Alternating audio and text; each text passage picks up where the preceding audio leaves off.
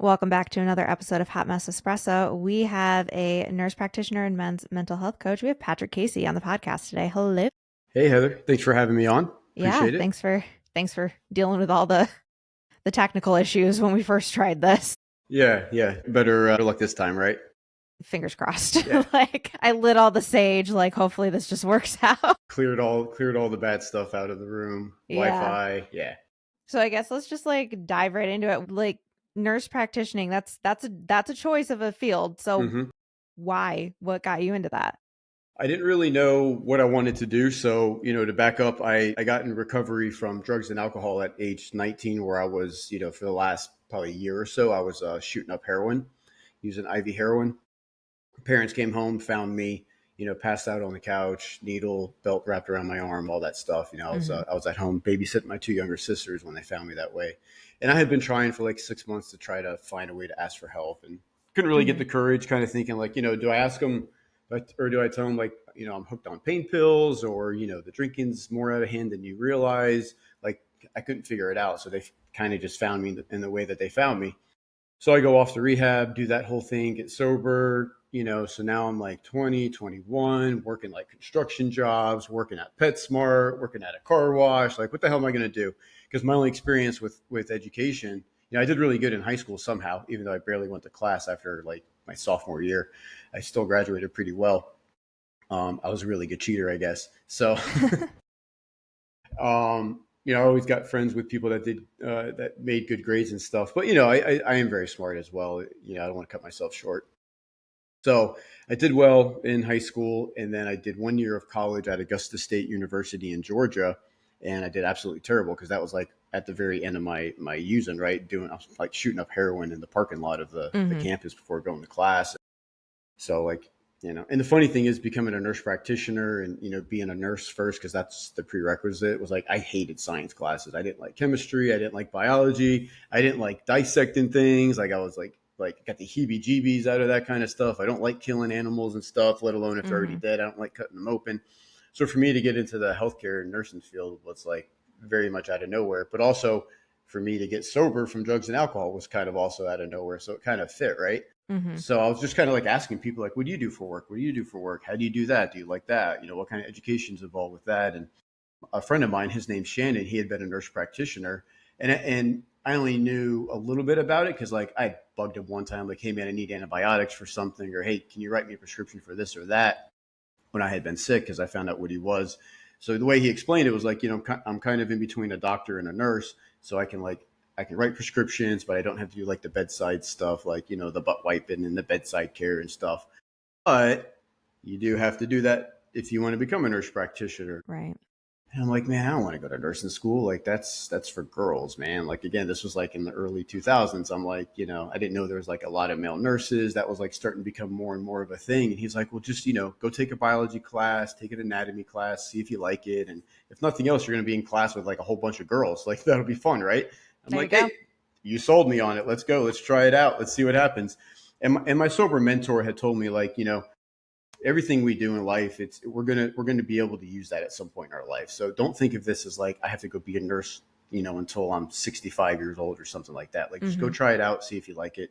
I took an anatomy and physiology class. I really loved it. I really liked the way the body worked, but I knew I didn't want to go to med school and spend all that time and commitment. So I was like, well, I'll go be a nurse. So I became a nurse, and then eventually became a nurse practitioner, which is another long story. But that was just kind of like the thing I wanted to do because I wanted to have some responsibilities and like authority and like be able to like make decisions for people's care. I didn't want to, you know, I don't want to say just be a nurse. I didn't want to just be a nurse and follow orders. I wanted to also like make some of those decisions and have that responsibility. And for me, being, a former heroin addict and stuff, to now have a DEA license and a number and like, my own practice, and I can prescribe drugs and do all this stuff. It's like crazy because like I'm the person I would have like wanted to hang out with a long time ago because I would have been like trying to make, get prescriptions off of me. So it's a really cool full circle kind of thing. And, ultimately it's just like really attractive that I could help people and make money.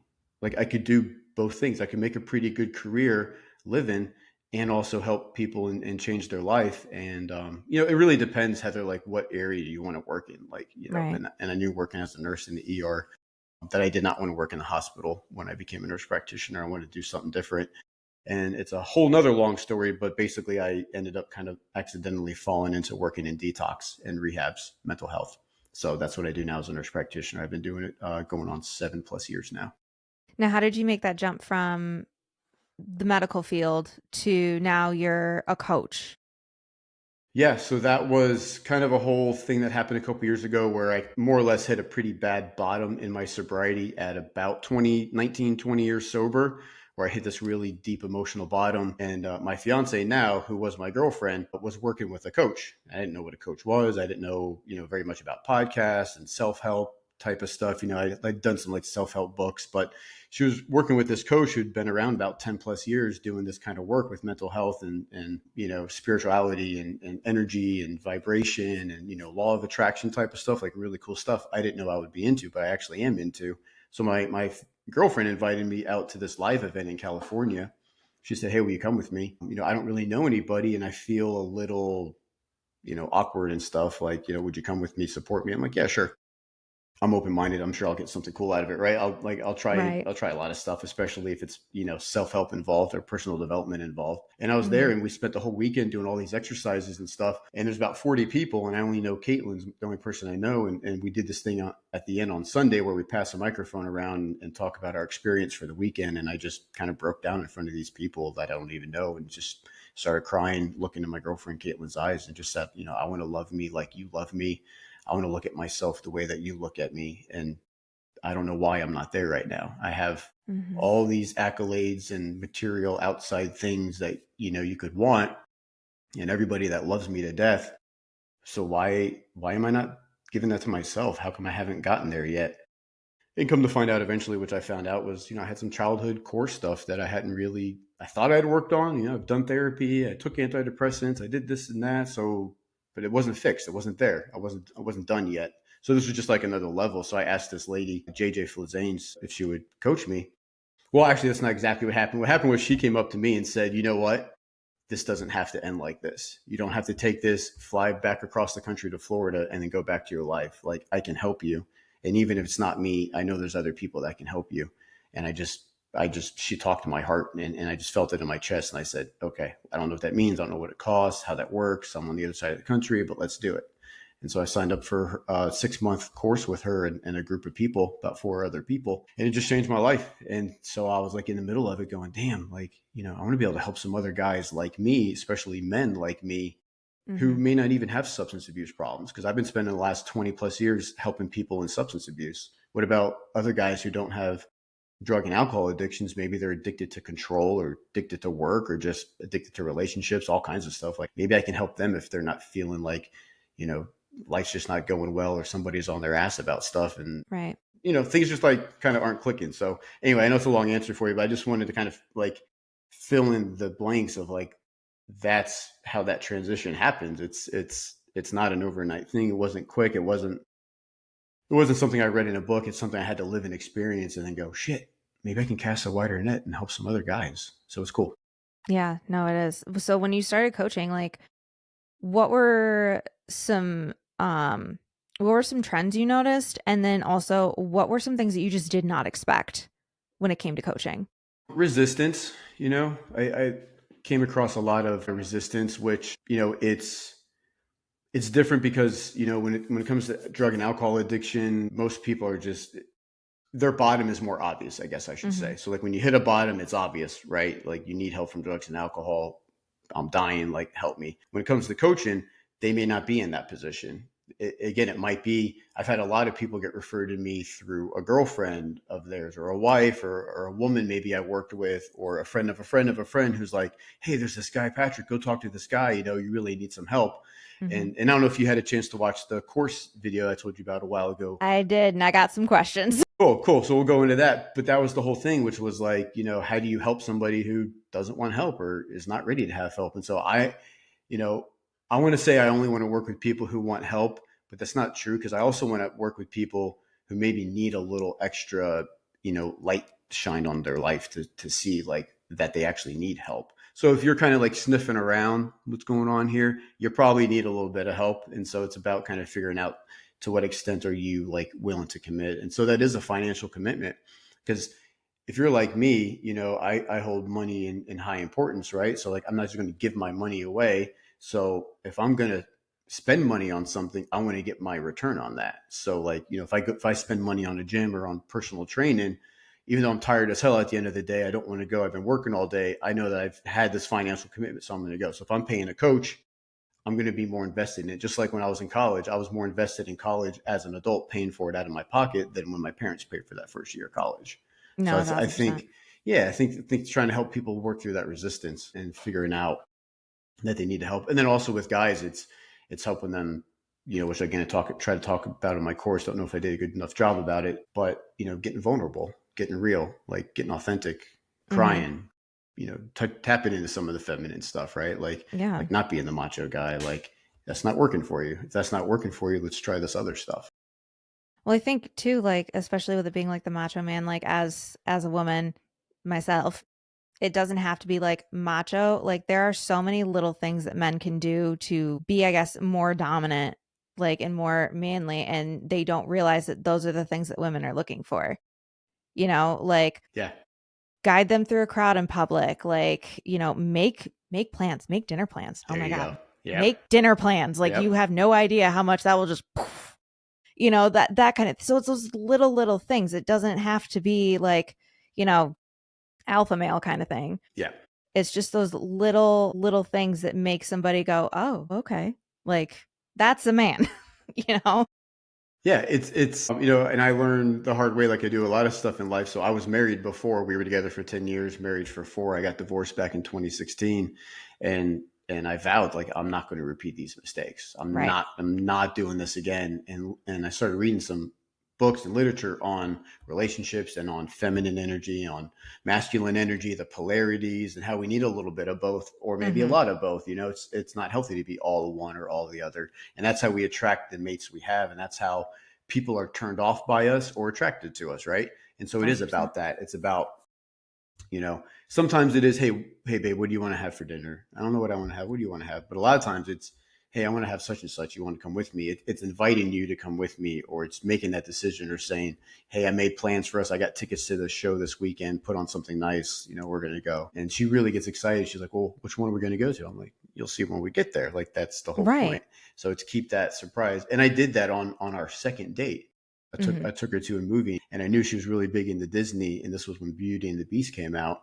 And Ugh, love we that went to movie. Beauty and the Beast. Yeah, and so we're sitting there in the seats, and she doesn't know what theater. I made sure that like she didn't see the name and she didn't see the tickets and all that. And we're sitting there, and then the movie come on. She looked over at me. She was like, "Great job, you did awesome." And Oh. this was only our second date, so like that's the stuff I might have done in my first relationship, in my first marriage, but then stopped, got stale, got stagnant, got complacent, got lazy, right? And I'm sure you've experienced that too, right, Heather? So it's about keeping that. So we've been together 8 years now, and certainly not perfect, but I do a lot of that stuff still. It still keep it fresh. We do a lot of hobbies and things together, and yeah, Mm-hmm. she's just basically my best friend, but it's like treating her like a lover more than a friend, Right. because friends, you don't want to be sleeping with your friend all the time. Like you want to be with your lover. So it's about kind of like changing that up a little bit and having some polarity, and being honest and authentic and being vulnerable, Yeah. And which is okay.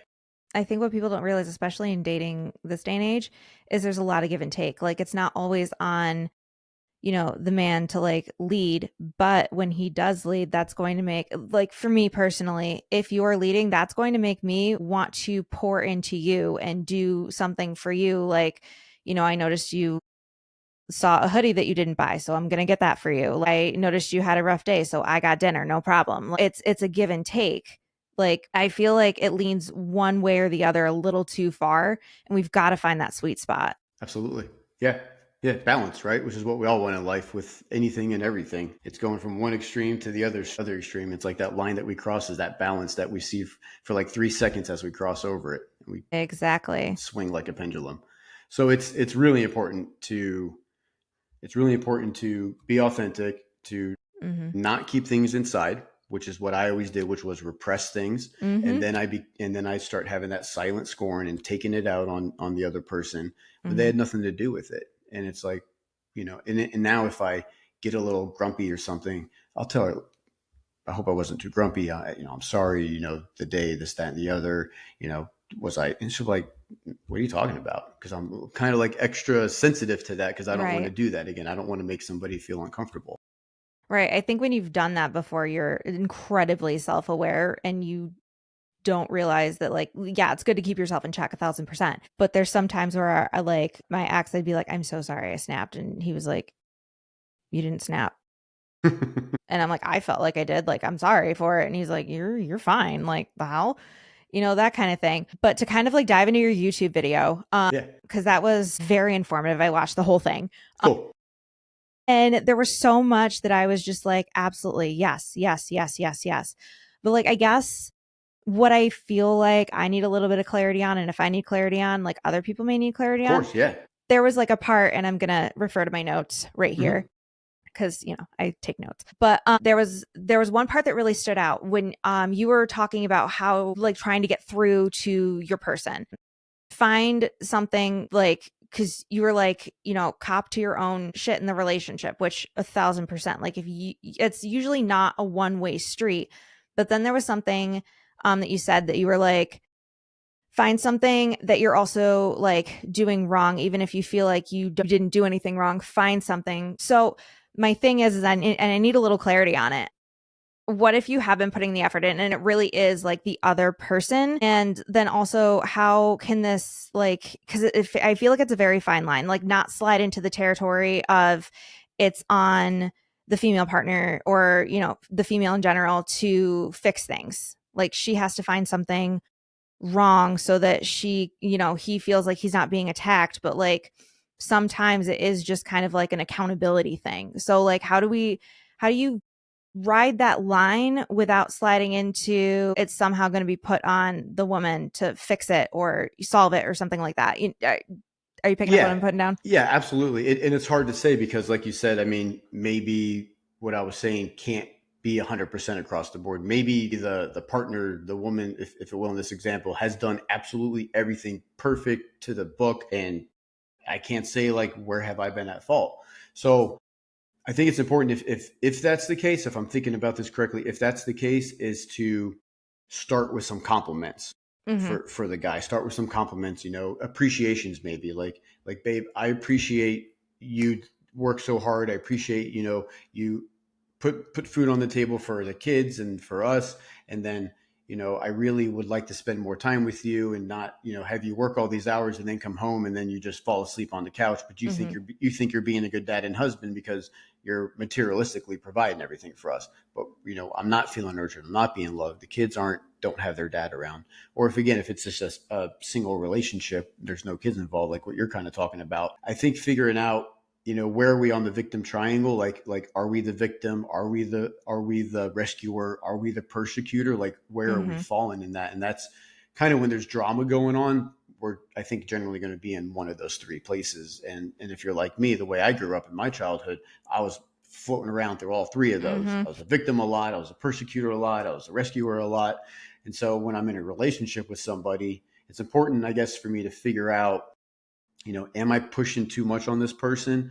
Am I not pushing enough? Am I maybe being too lackadaisical? Kind of like, what's my energy underneath what I'm doing, I guess, is my purpose. If I am doing everything perfectly, Yeah. what's the energy underneath? What's the motivation underneath doing that? Is it like, so I could shove it in his face and say, see all this really good stuff I'm doing and you're not doing any of it? Like, Right. what's kind of my motivation, I guess, with that? And I guess having a friend, like I'm sure you have, to bounce that off of, like, hey, look, Mm-hmm. I'm seeing myself doing this, and this. What do you think I'm missing? Or what do you think I'm doing too much or not enough of that he's not picking up on it? And then again, like you've experienced, I've experienced, we've all experienced. Sometimes we're just not meant to be with the other person. We can try and beat our heads against the wall. My Yeah. my coach, she started her podcast to save her marriage, and that didn't work. But then what happened? She manifested the best relationship she's ever had because she had that podcast.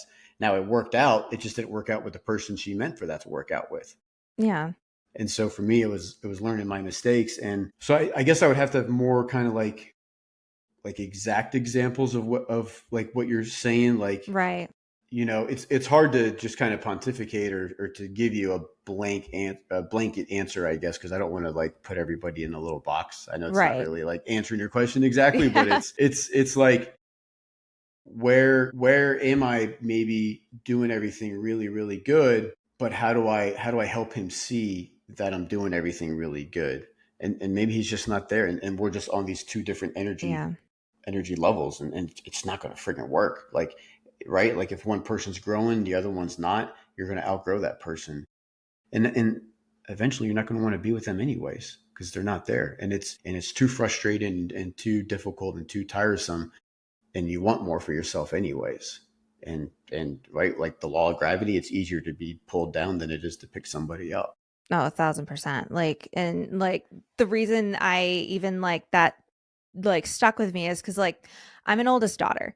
So for me, it was always, you're responsible for your younger siblings, you're responsible for this, you're responsible for that. So, and just the way I grew up, it was just kind of like, it was just, you don't want to jump into like that toxic territory of, well, you didn't fix me. And it's like, it's not my job to fix you kind of Yeah. thing, So I was like, that's going to be a good one that like we need to kind of clarify on and discuss. But, what kind of feedback have you gotten from that video, like on both sides of the spectrum, like men and women? I've gotten a lot of good feedback actually. It's caused a lot of people to say, I want to learn, I want to dive into more of this masculine and feminine stuff because I really thought Hmm. I knew what that meant, but maybe I don't really have as much of a grasp. And then other people like questions like you that are like, well, I feel like I'm doing a lot of this stuff, but my son just won't come work with you, or he just won't go to see a therapist, or my husband's just like, I don't feel like I'm nagging him. I'm inviting him. I'm doing what you talked about and what other people have talked about. I'm inviting him to like, hey, honey, let's go for a walk for a half hour after dinner and just kind of get him kind of moving a little bit. Because aside from going to work, he doesn't exercise. He's not taking care of himself. He's let himself go. So I've gotten a lot of good feedback from both sides. I haven't really, maybe people are just being nice. I don't know, but I haven't gotten anybody who want to like necessarily debate me or fight me on a lot of stuff. Which again, this isn't original stuff that I just came up with, like sitting down one day. Like this is stuff I read about, learned about, listened to about, and I referenced some of those books I think in the video too Yes, you about do. David Data, like a lot of good stuff about masculinity and femininity. Um, so it's really helpful to go into that. And like what you were saying, I'm the oldest of three as well, and so I'm not saying my mom did this or ever said this, but for whatever reason, I always felt the need to make everything okay. So like I had Hmm. to like kind of gauge the temperature of the room in the morning when I would get up, and like what kind of mood is mom in today? How is dad feeling today? Like how do I need to behave? Can I be my usual class clown crazy self? Do I need to be quiet? Can I be loud and rambunctious? So it's kind of like figuring out. So I grew up for whatever reason feeling like I was responsible for everybody's feelings and how Yep. everybody was doing. And so I can take that into interactions today. So I have to be very hyper focused on that and Yes. vigilant that like, well, you know what? I'm not responsible for everybody having a good time just because I invited them over to hang out and watch a football game or something. I'm not Hmm. responsible. I don't have to make sure everybody's okay. I'm just here. I just provided a place to come hang out and socialize. So it's figuring that stuff out too, and like figuring out with my fiance and being like, okay, I don't have to fix her. She can have a rough day, come home, and I don't need to like start nailing her with like how she should fix all her problems. I just say, you want me to listen, don't you? Yeah, okay, I'll just listen. All right. If you want feedback, let me know, or I'll just listen and be empathetic about what's going on, because as men, especially, we just want to fix, and as being the oldest child, we just want to fix. So it's like a double whammy there with wanting to just kind of fix everybody and fix everything all the time. And look what I do for work, and look what I do for recovery. Like I'm always trying to fix, fix, fix, fix, fix, and it's like, well, maybe some people need to actually go through their pain. That's a Hmm. novel concept. Maybe they need to like feel their feelings and not have Patrick come run and rescue them right away. So that's been really cool too. And I did this really big thing since we last talked. Actually, Yeah. I did this dialogue conversation with my mom that my coach gave me, this printout that's kind of like a scripted dialogue where you reflect to each other. And I Yes, talked those are the about my best. childhood. Yeah, and this was way overdue. And my mom and I had these big breakthroughs. And like, my mom's sharing her stuff and she starts crying. And like that little part of me is like, can I, no, mom, you don't need to cry. And I just like, no, cry. Yes, mom, go ahead. It's okay to cry. Here's a tissue. Like, I'm not going to hug you and console you yet. We'll do that at the end. I'm going to let you feel your feelings and cry and just feel it out and go through it.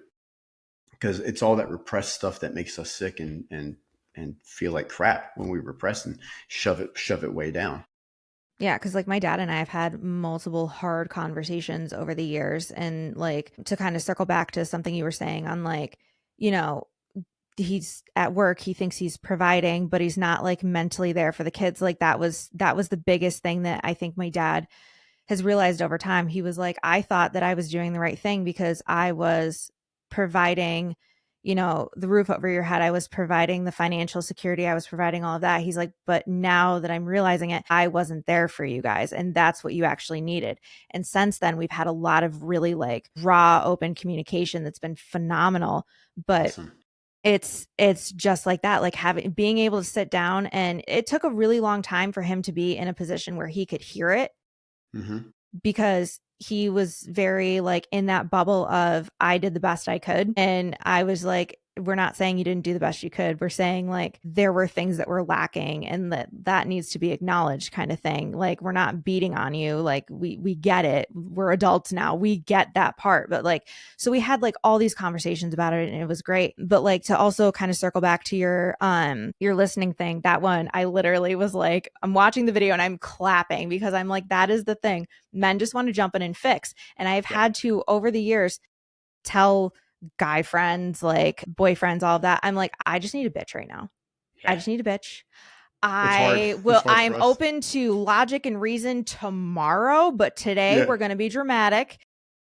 And I'm just going to need you to nod along because I'm I will going to join figure in it and out say, as I go. that bitch did what? She did what to Yeah. you? And it's when you find someone that can do that, it's really refreshing because you can almost see sometimes that they're just like itching to be like, okay, well, you can do this. And it's like, I don't want to hear it right now. I will hear it tomorrow. I will hear it in 10 minutes. But right now I need to get this off my chest before I literally combust. And I actually do take it out on you. So if you let me vent for now, it's going to work much better for the rest of the evening. Yeah. Selfishly, it's good for me. Right. So yeah, that's like, those Yeah. are big things that I got from that.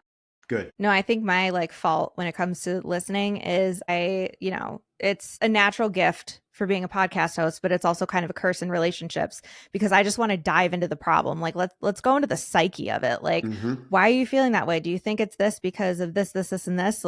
And also it's like 8 years of therapy, so that doesn't help either. And it's just like I have to sit back and be like, we're not asking those questions today. Shut up. Like just nod. I'm sorry. Yeah. I'm sorry.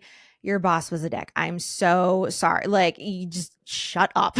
Yeah. It's So it hard goes both ways. it's hard when you can see like somebody's getting triggered and you want to be like, well, why do you think that triggered you? Like, where do you think that's really Mm-hmm. coming from? Well, it's this person cut me off in traffic. It's like, but what's really going on? Like what, and that's our jobs, even as people in recovery, helping other people get clean and sober. It's like helping them like really like focus in and hone in on what's really going on. Why are you really thinking about drinking? You've been sober for Mm. 6 months. Like you're not thinking about drinking because your girlfriend, yelled at you or your boss like treated you like crap. Like what is that triggering in you? And that's the stuff I learned with my coach was like my core wounds. What makes me get triggered and then how my emotional and physical responses are to that. Like that's, and guess what? That all comes from the program. And I had my first 7 or 8 years of my life Mm-hmm.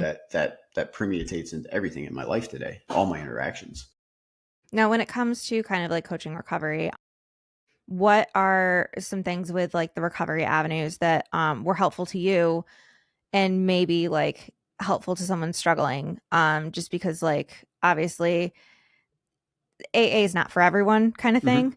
So like what are some things that have helped you? Because obviously like it's a lifelong process to be recovering from this. It's, some days are better than others, but what are some things that help keep you on task and may help other people if they're, struggling with their own recovery?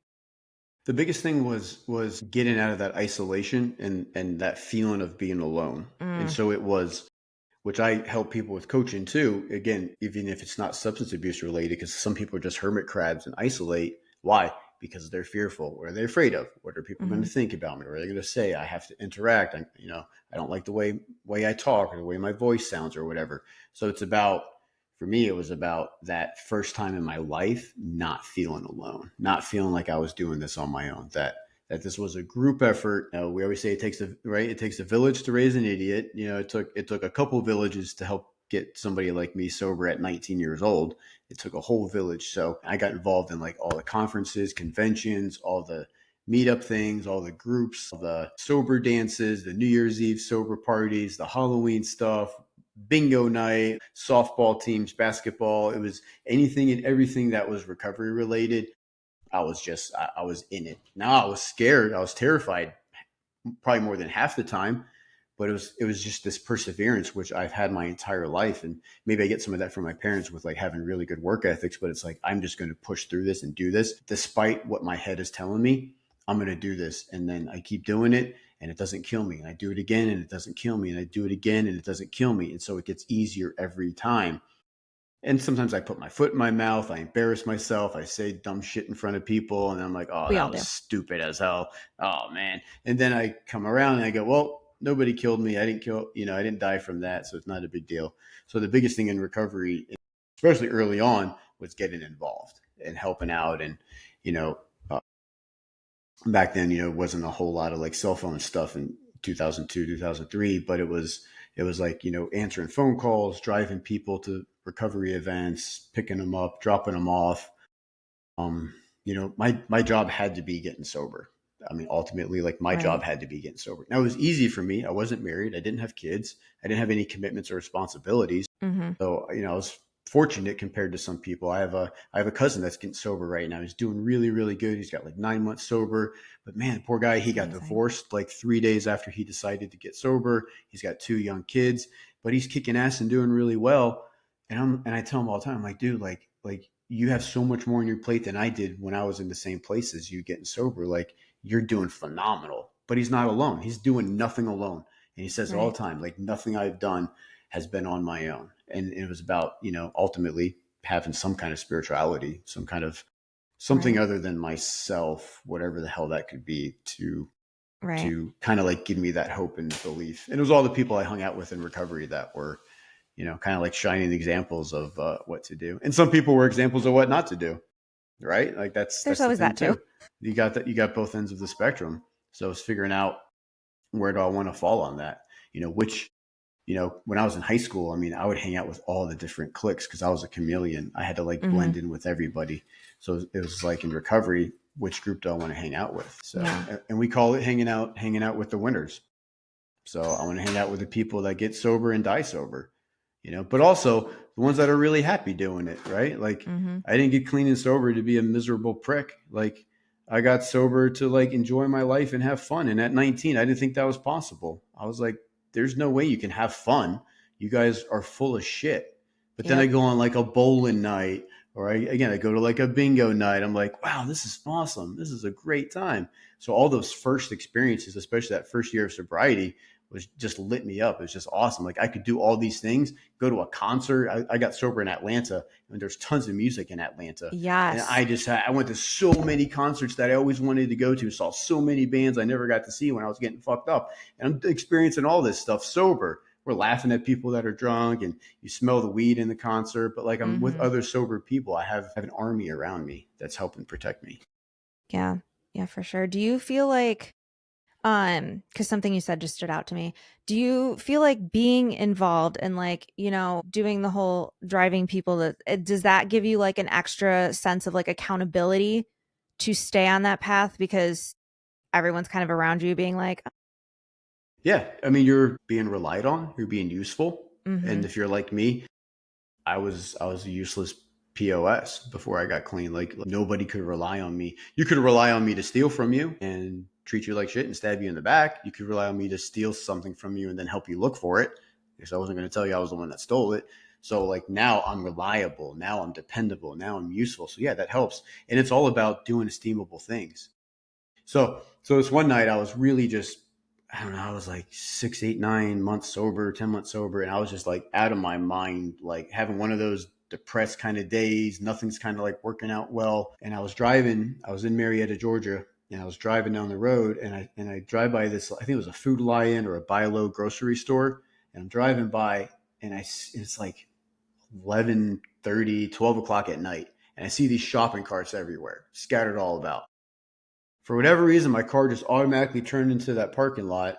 And I get out of the car and it hits me. And I'm like, I'm going to put these shopping carts all together. So I collected all these shopping carts like a crazy person. I probably looked like it at midnight if you drove by. I looked like a Right. crazy person.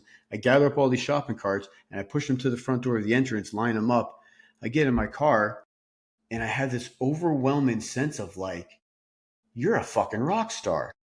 Like I just had this feeling of like, wow, that's what it feels like to be useful. That's what it feels like to do esteemable things. You know, that's what it Mm-hmm. feels like to do something for somebody else. And they're not, and I'm not going to be around in the morning for somebody to thank me. Like that's the really good stuff when you help somebody out and do something really nice for somebody without getting the pat on the back and the accolades and the applause. And like Yeah. I held on to that for a long time before I ever told anybody because I knew the more people I told, the less special it was going to be to me. But now it's become a thing that I've told quite a bit of people that have come back and told me how that helped them and that they've done similar things when they were in really bad times. So it's about doing esteemable things, is what I'm saying, Heather. Like I do esteemable things. Guess what? I feel better. My self esteem goes up. I start acting like a dickhead again and doing things mischievous and manipulating like I used to do before I got clean and sober. Guess what? Mm-hmm. My self esteem starts going down, back down. I quit looking people in the eyes when I'm in public. I quit saying hello to people. I'm just blinders on doing my thing. When I start having that better self esteem, I look strangers in the eye. I have these like really weird random conversations with people that just start up conversations with me standing in line at the grocery store. They start telling me about their life, and I'm like, okay, what's going on here? But I enjoy it. I appreciate that, and it's like I know it's because I'm giving off that energy. Like you can talk to me. I'm approachable. Yeah. Yeah. I like what you're saying just sounds like at the end of the day, it's that sense of purpose, that sense of you're doing something that isn't disappointing other people. And that's like And the biggest. yourself. Yeah. Yeah, that's huge. That is so huge. That's in any kind of recovery, whether it's like traditional recovery or even like mental health recovery when you're even if you realize that like you're approaching a situation a lot different than you would have like a year ago, you're just like, "Oh my god. This is great." It's so weird because you're like, "What just happened?" But it's that growth, it's that purpose. It's, So I'm going to cut you off real quick. no, you're good. My coach says, she says, you know, you've healed with something when you are different in the same situation. So when you're in the when you're in a situation that like, wow, before this I would have reacted this way, but this time I reacted this other way. You've had some growth and some healing in that area. It's like the best. It's the weirdest but the best feeling. Because you're like, I did it, but then you're like, I did it. Like, what do I do now? Like, Yeah. Yeah. it's like, where do we go from here? On to the next one because there's always something else, right? Exactly. Speaking of on to the next, what is next for you? I would like to continue growing myself, growing my business. I'm going to continue working at the detox and treatment centers. I'm actually working with a couple people locally here in South Florida where I'm going to start going to some of the drug and alcohol and actually not just drug and alcohol because I just got hit up from a mental health facility. They don't do drug and alcohol, just mental health with going into those places and running groups and facilitating some of my material and my work that I've learned that I'm going to Yeah. pass on to them. And then maybe when they leave those places, they'll hit me up and want to do some individual work. I'd like to eventually get into group coaching, you know, where I can have Mm-hmm. like a group of like 5, 6, 8 people do like a 3-month long course or 6-month long course, which is again what I was introduced to with this whole coaching thing in the first place. So that's what I'm really looking forward to because I think it's more efficient, right? So it's more Yeah. efficient to be able to help multiple people at the same time rather than one at a time. But I love the one-on-one. I love the vulnerability. I love breaking down stuff, especially people that have denial and they're just like arms crossed, kind of you're not getting through this chain, you know, and kind of busting through that chain in a loving way. Sometimes you have to push, but Yeah. sometimes in a loving way and busting through and then seeing the light come on in their eyes and just being like, wow. You know, I've had so many people come back and say that thing you said that one time, which I don't even remember saying or doing, like that impacted me so much. I'm like, I get it. Cause I remember the people in my life that have done that and they had no idea, probably never even met me or talked to me in person, but they said something really profound that just at that right time, maybe I heard it 10 other times, but it just clicked. Yep. So, No, 1,000%. So where can we find you? so I have a website newly vamped website, patrickcaseyjr.com. So patrickcaseyjr.com. And on there, I've got my courses, the one that you watched. I have another one on there. I have a calendar on there if you want to set up like a free consultation, 15, 20 minutes to talk, see if it's a good fit for you. And then I have my YouTube channel as well, where, podcasts such as, I'll have this one added on there when this one's out and published. Sweet. So, I have like 14 or so that are on there right now that are published, and I have a couple more coming out. So just continue putting the content out there. And I'm not a big social media fan. I don't like doing all that stuff, but I'm trying to kind of grin and bear it like everything else and do that stuff. But that's why, again, I'm excited about doing some of this local stuff I'm going to be doing with the groups. That's going to be the hands-on, face-to-face type of stuff. And then I have Instagram at Patrick Casey Jr. Perfect. Yeah. Well, and we'll have everything linked in the episode description for all y'all. But yeah, Patrick, Awesome. Thank you so much for coming on and rescheduling and dealing with, the lack of internet. Yes, this worked out better this time. All right. Well, thank you so much. Thanks, Heather.